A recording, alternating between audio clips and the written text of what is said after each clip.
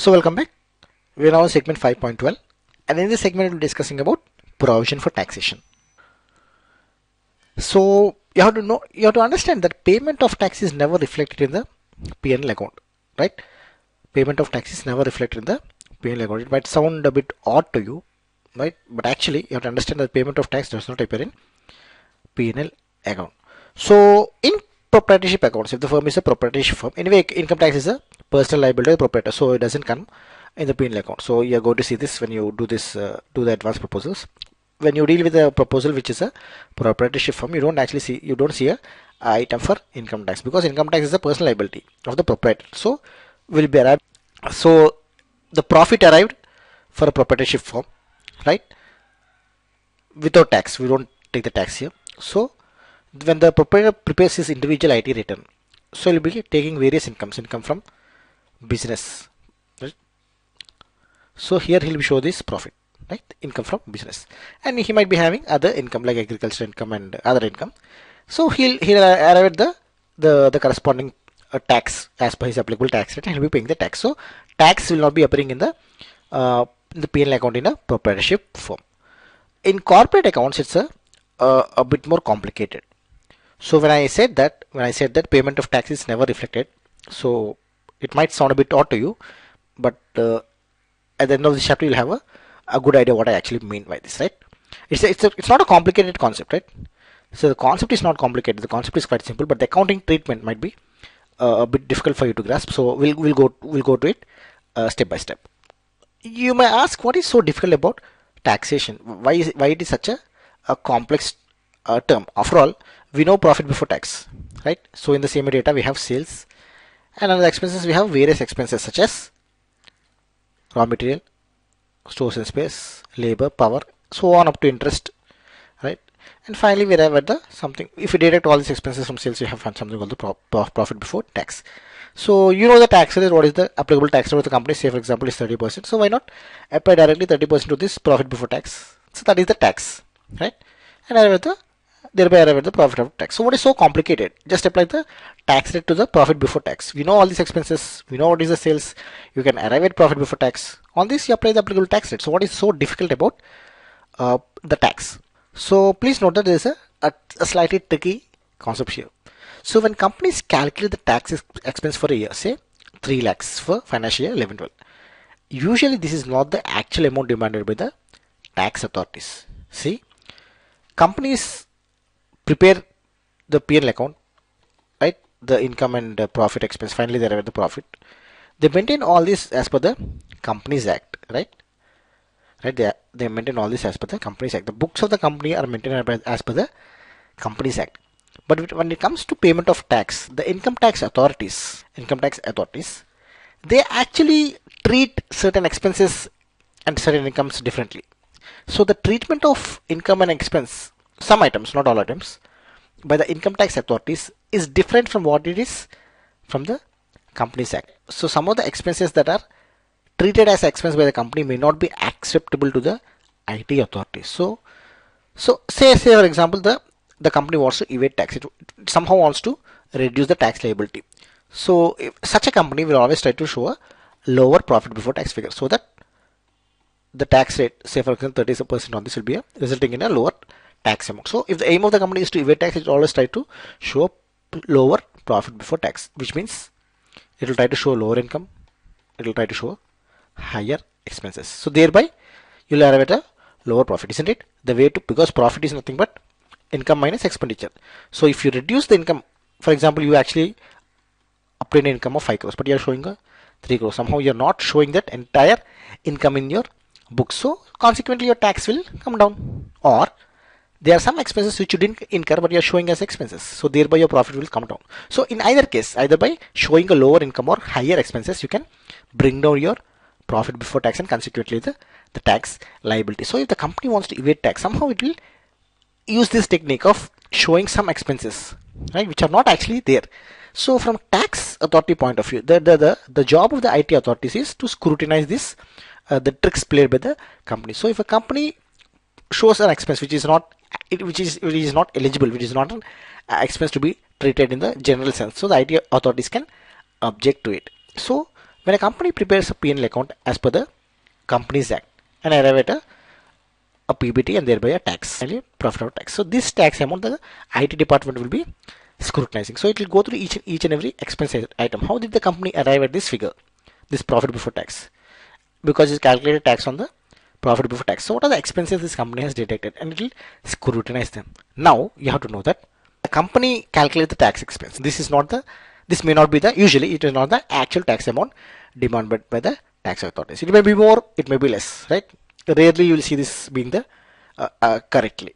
Rarely you will see this being same. So for example, a company has arrived at the tax liability of 10 lakhs. So, but the IT authorities might feel the company might actually has to pay 15 lakhs. We don't know, right? The IT authorities might raise some objection regarding treatment of certain expenses. We don't know what is the objection. We don't know. We don't know the actual nature of objection. But maybe tomorrow they'll say this is not the tax liability. You have to pay actually 15 lakhs. Sometimes they might say you have to pay only 8 lakhs. We don't know. See the treatment, the difference. There is a difference in treatment of certain expenses between the IT authorities and the company. The company is following Companies Act, whereas IT Act has some other rules. A good example for this is depreciation, right?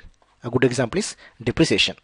So depreciation rates are taken as per Companies Act in the books of account. However, IT Act provides its own depreciation rates. So I'm giving one example. There the IT authorities and the company might differ in various aspects, but we are taking one example here. Depreciation, the depreciation rate, the rate of depreciation under the expenses, we have an item called depreciation. So the amount, while the company is calculating the depreciation, the rate of depreciation is calculated as per Companies Act in the books of account. However, the income tax authorities, they have their own depreciation rates. So depreciation calculated as per Companies Act and income tax may vary. So in which case, obviously, the profit arrived will be different, right? So the point that I'm trying to make is there is a difference between the tax estimated by the company and what is actually paid as per the opinion of the tax authorities. But this difference, this is the key point, this difference is not known as on March 31st. When the company is finalizing its accounts as on 31/3/2013, it has arrived at a particular tax amount as per the books of account following some, for example, the depreciation is calculated as per the Companies Act, and it has arrived at some tax, right? This is the tax figure, and it has arrived at the profit after tax finally. But as on this date, the IT authorities didn't see the financials of the company. There are thousands and lakhs of companies, and on this day the IT authorities will not scrutinize all the companies, all financials of all companies and say whether it's correct or wrong. They will take time. Maybe June, July, we don't know. So they will take time. So the books of the accounts are finalized as on March 31st, but income tax assessment takes time. So it's not possible for the income tax authorities to do the assessment on 31st March itself. So there is a problem here. What is the problem? Companies arrive at the estimate of tax expense, but we cannot take this estimate in the P&L account. Why we cannot take? Because if we want to take the correct tax is actually known only to the IT authorities. The IT authorities, when they check the tax calculation of the company, they will tell whether it's correct or not. So till that time, we don't know what is the correct tax. What is the correct tax amount? Not what the company feels. The company might feel 10 lakhs, but the IT authorities say 15 lakhs. So who is right? Obviously, under the law, what the IT authorities say is correct. Not the company. The company cannot say we'll pay only 10 lakhs. The IT authorities have, in their opinion, arrived at 15 lakhs. So this is correct. But when will we know this? We will know this only later, not as on 31st March. Maybe somewhere in July, we'll know it. So we have a problem. The correct tax is known only in July, but we have to finalize the accounts as on 31st March. So we have to finalize the accounts even though we don't know the correct tax amount, right? But then we cannot say we'll wait till July to finalize the accounts. We can't do that. We have to close the books as on 31st March. So we can't wait till July. But if we have to prepare by March, we have to provide a incorrect figure. Incorrect in the sense, this is as per our estimate, but we don't know what is the correct figure. So what do we do? So please note that in accounting, whenever we don't know the actual figure and we know only an estimate, we create what is known as a provision. Actually, we discussed this in an earlier example under a concept called provision for doubtful debts. There we said, say for example, it has been the past experience of the company was that every year around 5% of the sales is not able to realize. So 5% of the sales are turning bad debts. So say for example, this is 2013-14 year. So in the previous year, the company has made some 200 crores turnover. But then out of which all these are in sales on a credit basis. But out of this 10 crores, it could not realize. So 10 crores is 20% of 200. So 5, so 10 crores is 5% of 200 crores. Similarly, in the previous year, the company might have made some turnover of 150. So there the company 7.5 crores it could not recognize 5% around. Say for example, this is 7 crores something, not exactly 5%, but it's been the past experience that around approximately 5% of the sales are turning bad. It's unable to recover the risks. So now in this year 13-14, when the company has made a turnover of 225 crores, we discussed the concept called conservatism in accounting concept. So since the company knows anyway it's not going to realize the full amount, because the past history suggests that around 5% of the sales are turning bad. So the company will create a provision for doubtful debts, and 5% of the sales, say 225, it will create a provision, right? Is the point clear? So company will be creating a provision of 5% of 225 crores, and it will be recording it as an expense in the P&L account, because it doesn't know what is the actual amount, because we are in right now in March. The company has some debtors outstanding, right? Debtors outstanding as on 31st March. It doesn't know how many of these debtors are going to turn bad. See, if the credit period is say 60 days, only after 2 months you are going to know whether any of these customers are going to default. So in the next financial year, that is somewhere in June or July, you are actually going to know how many of the debtors are going to turn bad. But as on March, when you're finalizing the figure, see, you have to show a provision for doubtful debt, because as per conservatism, you have to record the expense, because this is pertaining to this year. Sales of this year are turning bad. Now this you can't show in the next year. So since you don't know the exact amount, we create something known as provision. Provision is a term which we is not just for tax. We create provision for various items, like provision for doubtful debts, provision for diminishing in the value of investment. So the various provisions we create when you are not certain about the actual figure, but we know an estimate. We have a rough idea as what is the likely amount. We create what is known as provision, right? So what we do is, so the other point you need to realize is, since we are creating a provision, but we not actually pay the tax. See, when you're saying provision for tax, we created a provision, but we didn't pay this tax as on this 31st March. So it is also creating a liability, right? This is also creating a liability, because liability is something which you have to pay in the future. So this tax you have to pay in the next year. So you didn't pay this, you created a provision, and this actual payment will happen sometime in the next financial year. So it is also creating a liability. So you might get a doubt at this stage. Why are you taking so much strain here?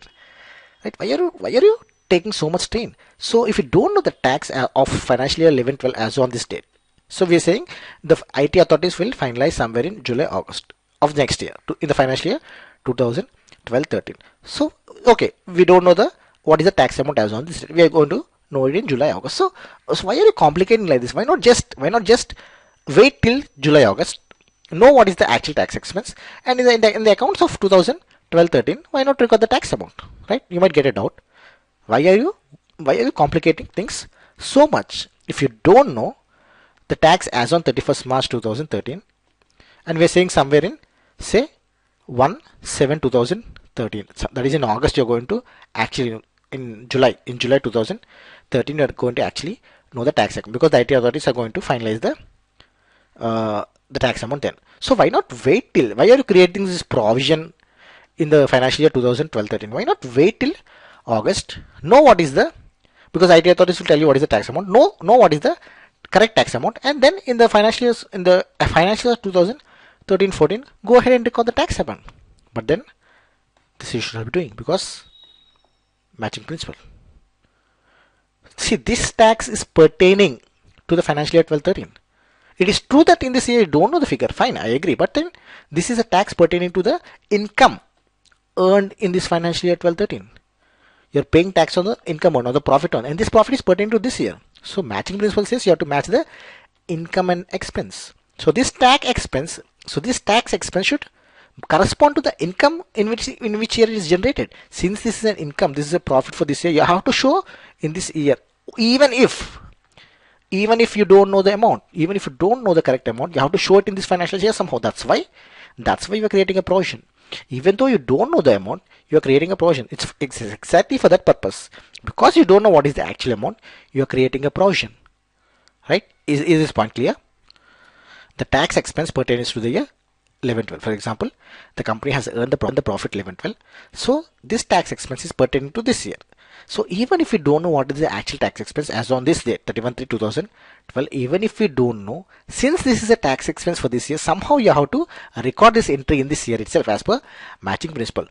Even though the calculation is finalized in 12/13, even though the IT authorities are going to finalize the assessment in 12/13, you cannot wait till that time and show it as an expense in 12/13, because this expense, this profit is pertaining to this year, and as per matching concept we have to show it in 11/12.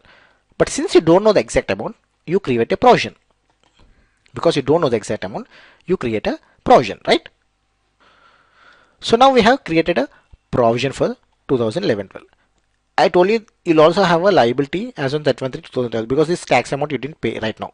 So this is a liability. So what happens in the next year? So in the next year, when the tax assessment is finalized, right, as per the books of account, the company has arrived at the tax liability of 2011-12. The company has arrived at the tax liability of 10 lakhs. So next year, as of 31st March 2012, when it has finalized the figures, this is the tax it has shown and arrived at something called the profit after tax. So now when in the next year, somewhere in August 2012, when the tax assessment is complete, and the company will know what is the exact tax expense, then what it will do, since we already created a provision in 2011-12 itself, now we need not burden the P&L account of 12/13, because we already created a provision. So what happens? So you might get it out that what happens if the actual tax expense is less than or more than the provision. For example, we have created a provision of 3 lakhs, but the actual tax to be paid is only 2.8 lakhs. Somehow the calculation of the IT authorities have revealed that you have to pay only a tax of 2.8. So this 20,000 you'll be crediting to P&L account of 12/13, right? Because 11/12 is already completed. That is gone.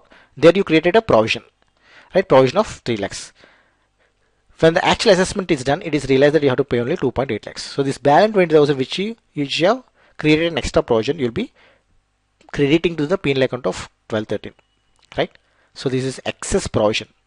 So this excess provision will be created in the next year. It will be a income for the year 2012-13. Please go through the concept we have discussed so far, because now I'm going to complicate things even further, right? Please be clear with the concepts we discussed. So we discussed that the actual tax expense is not known as on 31/3/2012. Okay, fine. We'll know only in July 2012. But the company cannot say. See, till now we discussed about the books. So the company calculated a profit as per P&L account as per the books, arrived at some tax amount and created a provision for this, right? And closed the accounts for this year 2011-12. And in the year 12/13, when it actually has to pay the tax, so the difference amount, if it is more, it will be, if it has paid, for example, this is 3 lakhs and actually the IT authorities have said it is only 2.8 lakhs, then that 20,000 will be credited to the P&L account of this year. If it is more, 3.2 lakhs, then you'll be debiting, will be showing it as an expense in the financial year 12/13. Fine. This is as per the books. But where is the actual payment? We have not talked of the actual payment. Where is the actual payment? This is only the books entry. So as per the books, we are creating a provision of 3 lakhs. And then next year, you are passing an entry depending on the IT authorities, whether it's 2.8 or 3.2. Correspondingly, you are creating an entry. If it is 2.8, you have an entry of 0.2, 20,000, creating to the P&L account. This is a book entry. So everything we discuss as per the entries, books. But where is the actual payment? So please remember, just because the actual tax will be known in 12/13, somewhere in July, August, the company cannot say we won't pay in this year. The company can't say that. See, the actual assessment will be known somewhere in July, but the company cannot say we'll wait till July and will not pay for this year. That company can't do. So IT authorities will say you pay advance tax even before 31/3/2012, even before the books are finalized, and whatever balance is there, you pay in the next year. Is this clear? So the company is closing the accounts as on 31/3/2012. On 31/3/2012, it will have a tax amount prepared. So what the IT authorities will say is, even though in July, August, somewhere you actually know the tax amount, don't wait till then. You already have a fair idea what is the rough amount of tax to be paid. You pay it as an advance tax, right? The IT authorities will say pay an advance payment, and any adjustment here and there we can make it in the next year, right? So this payment which we make, this advance tax, will be adjusted against the provision for tax. Please note that I'm sure this is a very confusing topic. This is actually an advanced accounting topic. Provision for taxation is an advanced accounting concept, and I don't expect you to grasp this concept entirely in your actual job. right? When you're given a P&L account of the company, you see an item called provision for taxation. You straight away dump it into the CMA data under the head of provision for taxation. There's nothing much to do. See the item in the P&L account, take that figure and put it in the CMA data. The concept I'm discussing here, because it is a very important concept. You should know what is this provision for taxation. So even if you don't know this, you can go ahead and do the CMA data. But I'm telling you the concept because you need to be aware of it. It's a very important concept, right? So what we'll be doing, the actual payment will be adjusted against the next year. So the next year the payment will be adjusted against provision for taxation, right? I hope you have at least understood 10% of this chapter of this segment, right? I know it's a difficult segment, but the point you have to understand is basically 2 points, 2 important points you have to understand. There are 2 points you need to understand. One is the book entry, another is the actual payment.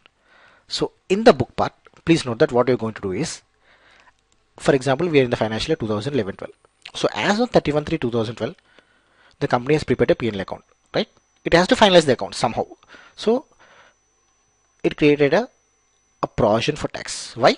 Because the correct amount is known only to the IT authorities. They will scrutinize the return submitted by the company and check the expense items and see whether this is the correct amount or not. That actual figure will be knowing somewhere in July, August. We don't know till that time whether this is correct or not. So the company, because it doesn't know the actual amount, it has created a provision. It has created a provision, say 3 lakhs. So this is a book entry. It has not paid the tax. We're not speaking of the payment part. This is only a book entry, so 3 lakhs. In the next year, in the financial year 2012-13, when the actual assessment is completed, say the IT authorities have demanded a tax payment of 3.2 lakhs. They're saying this is wrong. You actually have to pay 3.2 lakhs. So then in that year, to the 0.2 lakhs difference, you are going to debit to the P&L account of 2012-13. This is a prior period expense. This is something known as a prior period expense, and you can put it on the non-operating expense. Okay. If it is 2.8 lakhs, for example, then the 2.2 lakhs will be crediting to the P&L account. It will be a prior period income. Okay, so that is the entry part, that is the book part. Now let us see the actual payment. So the actual payment part is, we are saying as on 31/3/2012, we have created something called provision for tax, because we don't know what is the correct amount. The correct amount will be known only in July, August 2012. But the IT authorities will not accept if you say we will wait till July, August and pay, because we don't know the amount. The IT authorities will not accept it. You say you pay right now. You don't know the exact amount, all right. You pay something called advance tax, right? Because you have a fair idea what is the amount to be paid, right? You are a running company. You have the past data with you. For this year, you know what is the tax rate. You know what is your income. So you have a rough idea of what is the tax. You pay the advance tax. So in the next year, in the P&L account, what do you do?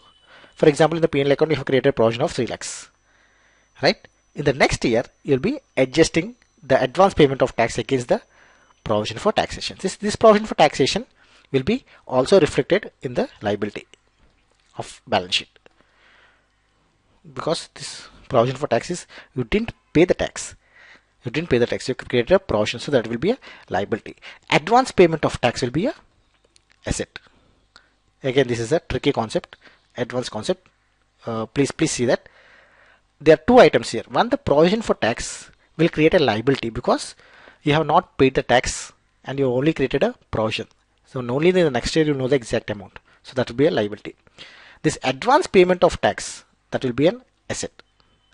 So next year when you actually know the correct amount, then you will be passing some entries. So you do not be worried what are these entries, but please note that you will adjust this advance payment of tax against the provision for tax. Again, leave it at this, right? So let's not complicate it further. This is a complex topic. Whenever you see an item called provision for tax, right? Whenever you see an item called provision for tax in your P&L account given to you, any company, in the same data, please put it that item in the provision for tax. The concept part we have discussed in this chapter. Please take how much of it you can grasp, right? If you could grasp even 20% of this, that is fine, right? The concept is very advanced. I'm telling you, it's an advanced concept. This is not for beginners, but then I just wanted to introduce the concept to you, right? So tomorrow when you see the provision for taxation, you understand what is this provision. Why are you creating a provision? At least you should know why are we creating the provision. We are creating a provision because we don't know what is the exact amount. In accounting, when you don't know the exact amount, you create what is known as provision. Just like we created a provision for doubtful debts, right? So let us continue with the example of Maruti Suzuki. So this is the P&L account of Maruti Suzuki. Here they have added the profit before tax, and then they have tax expense, current tax and deferred tax. This deferred tax we'll discuss later. When we discuss about balance sheet, there we have a concept called deferred tax liability and deferred tax asset. They will be discussing deferred tax. So for now, let us put this amount. What is the this 4138 plus total 4138 plus 972. These two put together. Let us put it in the same rate on the provision for tax. So how much this is? 413.8 crores and 97.2 crores. So 511 crores we are going to put in the CMA data. So 511 we are putting in the provision for tax, right? In the CMA data you have a item called provision for tax. There you put the 511 crores. So we'll close the segment here. In the next segment, with this we have completed all the items in the P&L account. Usually these are the items that appear in the P&L account, but there are some items, other points which we didn't discuss, because if you remember our earlier discussion, we left out some items. We said we'll have a discussion later. For example, something called traded goods, stock in trade, right? Some excess duty adjustment was some items we left actually, if you remember, in the previous segments. So what we do in the next segment is take off all those leftover items and put it under the relevant head of CMA data. With that, we'll be completing the entries of all items in this example of Maruti Suzuki, right? See.